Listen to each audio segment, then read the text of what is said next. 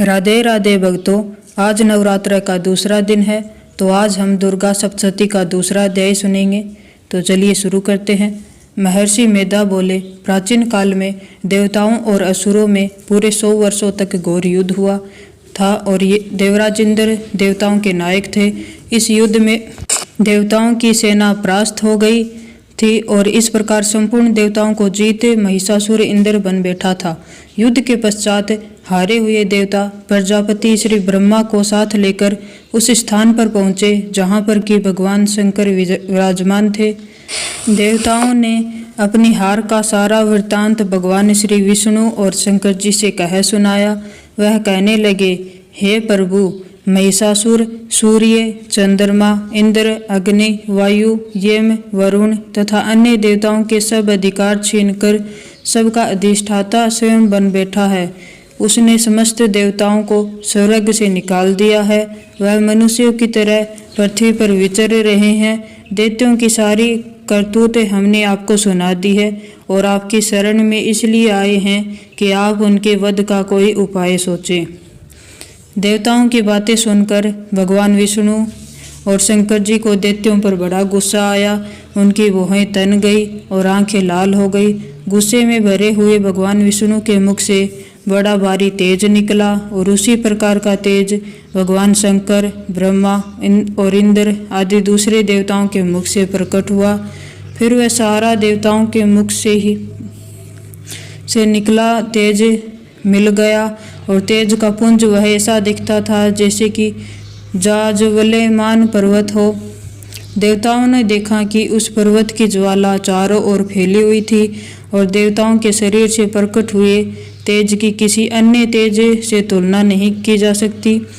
एक स्थान पर इकट्ठा होने पर वह तेज एक देवी के रूप में परिवर्तित हो गया और अपने प्रकाश से तीनों लोकों में व्याप्त जान पड़ा। वह भगवान शंकर का तेज था।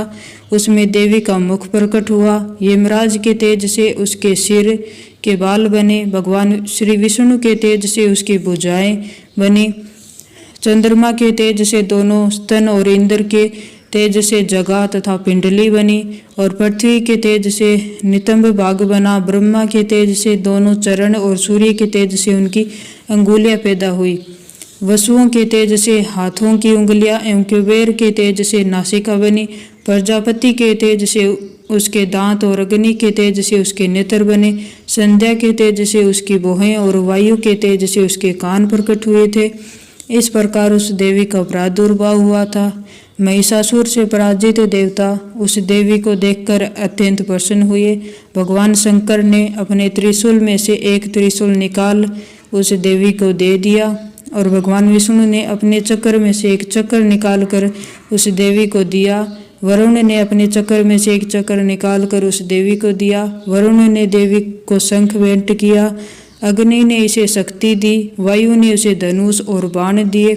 सहस्त्र नेत्रों वाले श्री देवराज इंद्र ने उसे अपने वज्र से उत्पन्न करके वज्र दिया और ऐरावत हाथी का एक घंटा उतार कर देवी को भेंट किया। यमराज ने उसे कालदंड में से एक दंड दिया। वरुण ने उसे पाश दिया। प्रजापति ने उस देवी को स्फटिक की माला दी और ब्रह्मा जी ने उसे कमंडल दिया। सूर्य ने देवी के समस्त रोमों में अपनी किरणों का तेज भर दिया। काल ने उसे चमकती हुई ढाल और तलवार दी और उज्ज्वल हार और दिव्य वस्त्र उसे भेंट किए और उनके साथ ही उसने दिव्य चूड़ामणि दी। 2 कुंडल, कंकण, उज्ज्वल अर्धचंद्र, बाहों के लिए बाजूबंद, चरणों के लिए नूपुर, गले के लिए सुंदर हंसली और अंगुलियों के लिए रत्नों की बनी हुई अंगूठियां उसे दी। विश्वकर्मा ने उसको फरसा दिया और उसके साथ ही कई प्रकार के अस्त्र और अभेद कवच दिए और इसके अतिरिक्त उसने कभी न कुम्हलाने वाले सुंदर कमलों की मालाएं भेंट की। समुद्र ने सुंदर कमल का फूल भेंट किया। हिमालय ने सवारी के लिए सिंह और तरह तरह के रत्न देवी को भेंट किए। यक्षराज कुबेर ने मधु से भरा हुआ पात्र और शेषनाग ने उन्हें बहुमूल्य मणियों से विभूषित नागहार भेंट किया। इसी तरह दूसरे देवताओं ने भी उसे आभूषण और अस्त्र देकर उसका सम्मान किया। इसके पश्चात देवी ने उच्च स्वर से गर्जना की। उसके इस भयंकर नाद से आकाश गूंज उठा। देवी का वह उच्च स्वर से किया हुआ सिंहनाद समा न सका। आकाश उनके सामने छोटा प्रतीत होने लगा। उसे बड़े जोर की प्रतिध्वनि हुई, जिसे समस्त विश्व में हलचल मच गई और समुद्र कांप उठे, पृथ्वी डोलने लगी और सबके सब पर्वत हिलने लगे। देवताओं ने उस समय प्रसन्न हो सिंह वाहिनी जगतमयी देवी से कहा, देवी तुम्हारी जय हो। इसके साथ महर्षियों ने भक्ति भाव से विनम्र होकर उनकी स्तुति की। संपूर्ण त्रिलोकों को शोक मगन देखकर दैत्यगण अपनी सेनाओं को साथ लेकर और हथियार आदि सजाकर उठ खड़े हुए। महिषासुर के क्रोध की कोई सीमा नहीं थी। उसने क्रोध में भरकर कहा, यह सब क्या उत्पात है।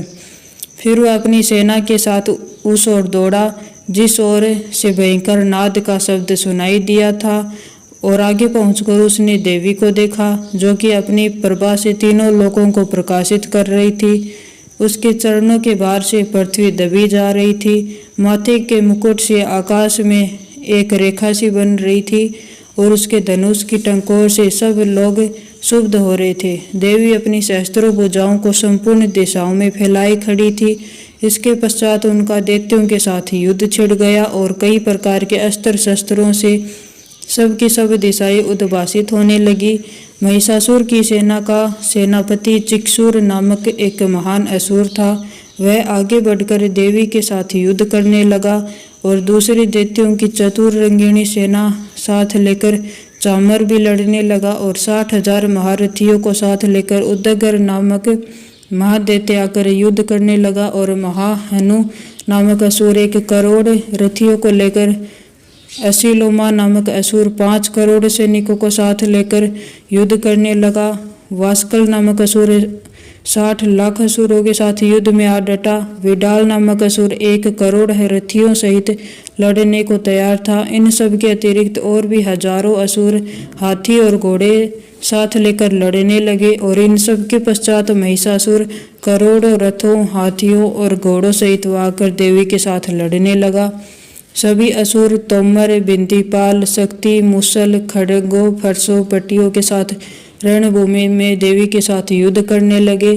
कई शक्तियां फेंकने लगे और कोई अन्य शस्त्र आदि। इसके पश्चात सब के सब दैत्य अपनी अपनी तलवारें हाथों में लेकर देवी की ओर दौड़े और उसे मार डालने का उद्योग करने लगे। मगर देवी ने क्रोध में भरकर खेल ही खेल में उन सब के अस्त्र शस्त्रों को काट दिया। इसके पश्चात ऋषियों और देवताओं ने देवी की स्तुति आरंभ कर दी और वह प्रसन्न होकर असुरों के शरीरों पर अस्त्र शस्त्रों की वर्षा करती रही। देवी का वाहन भी क्रोध में भरकर दैत्य सेना में इस प्रकार विचरने लगा जैसे कि वन में दावानल फैल रहा हो। युद्ध करती हुई देवी ने क्रोध में भरे जितने श्वासों को छोड़ा वह तुरंत ही सैकड़ों हजारों गणों के रूप में परिवर्तित हो गए। फरसे, बिंदीपाल, खड्ग तथा पट्टिस इत्यादि अस्त्रों के साथ दैत्यों से युद्ध करने लगे। देवी की शक्ति से बढ़े हुए वह गण दैत्यों का नाश करते हुए ढोल, शंख व मृदंग आदि बजा रहे थे। तदनंतर देवी को त्रिशूल, गदा, शक्ति, खड्ग इत्यादि से सहस्त्रों असुरों को मार डाला।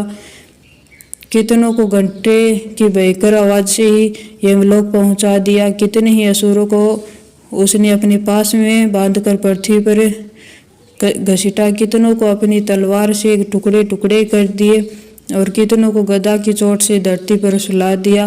कई दैत्य मूसल की मार से घायल होकर रक्त वमन करने लगे और कई शूल से छाती फट जाने के कारण पृथ्वी पर लेट गए और कितनों की बाण से कमर टूट गई। देवताओं को पीड़ा देने वाले दैत्य कट कट कर मरने लगे। कितने की बाहें अलग हो गई, कितनों की गिरवाएं कट गई, कितनों के सिर कट कर दूर भूमि पर लुढ़क गए, कितनों के शरीर बीच में से कट गए और कितनों के जांघाएं कट गई और पृथ्वी पर गिर पड़े। कितने ही सिरों व पैरों के कटने पर भी भूमि पर से उठ खड़े हुए और शस्त्र हाथ में लेकर देवी से लड़ने लगे और कई दैत्य गण भूमि में बाजों की ध्वनि के साथ नाच रहे थे। कई असुर जिनके सिर कट चुके थे बिना सिर के धड़ से ही हाथ में शस्त्र लिए हुए लड़ रहे थे। दैत्य रह रहकर ठहरो ठहरो कहते हुए देवी को युद्ध के लिए ललकार रहे थे। जहाँ पर यह घोर संग्राम हुआ था वहाँ की भूमि रथ, हाथी, घोड़े और असुरों की लाशों से भर गई थी और असुर सेना के बीच में रक्तपात होने के कारण रुधिर की नदियाँ बह रही थी। और इस देवी ने असुरों की विशाल सेना को क्षण भर में इस तरह से नष्ट कर डाला जैसे तृण काष्ठ के बड़े समूह को अग्नि नष्ट कर डालती है। और देवी का सिंह भी गर्दन के बालों को हिलाता हुआ और बड़ा शब्द करता हुआ असुरों के शरीरों से मानो उनके प्राणों को ढूंढ रहा था। वहां देवी के गणों ने जब दैत्यों के साथ युद्ध किया तो देवताओं ने प्रसन्न होकर आकाश से उन पर पुष्प वर्षा की। इसके आगे हम तीसरे अध्याय में सुनेंगे। जय माता दी।